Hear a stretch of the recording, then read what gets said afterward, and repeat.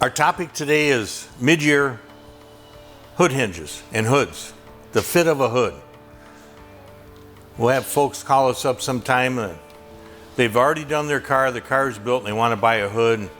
Can't urge them not to buy a hood because you usually got to body work every hood and every part on an old Corvette. It starts off as when it's built, not two of them are built the same, there's a variance. I've made measurements off of these cars and vary anywhere up to 1/4 of an inch from one car to the other. 1/4 of an inch from one side to another. We try to keep it within a 1/16 to no more than an 1/8 of an inch. And it's not knowing the history of a car over its lifetime.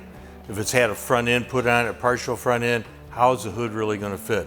My strongest suggestion is you're building a car, decide exactly everything that you want to put on that car, purchase everything, and then assemble, pre-assemble the car for everything that you're putting on it, down to bumpers, emblems, so all the holes are drilled, everything is fit. So when it comes to a hood, you have a car that's all done, you say, God, I want a Stinger hood. I wish I would have done a Stinger hood. So then you call them, get a Stinger hood, and it doesn't fit quite like the hood that you had. Big problem that we've came across is hood hinges. Here's 4 different manufacturers of hood hinges, and they all 4 have different heights. If you get a close up on this, you'll see the difference in the heights. But we start off with an original GM, Corvette America, Corvette Central, Paragon. The GM one is kind of like in between them all. The one that comes really the closest to the GM is the Paragon. Corvette America is lower, which is really good because now you can shim it if you need to shim it. The other one is higher. So depending on the hinge that you have on the car, it's going to depend on how the hood fits. And like I said, a hood is a very important decision to do before you've done your car.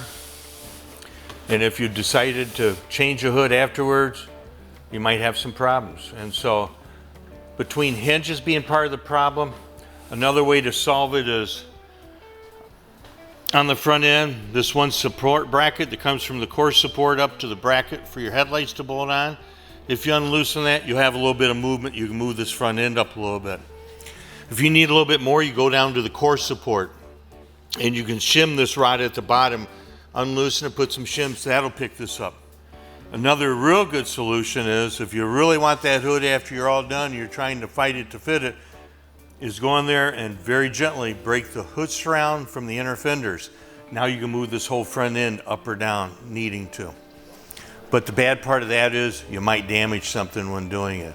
So it's very important to have the hood that you want when you start your build. Body work that hood, do whatever you need in adjustments, hinges to make it work. And really give it a lot of thought if you want to go through the aggravation if the car is all done to really change a hood.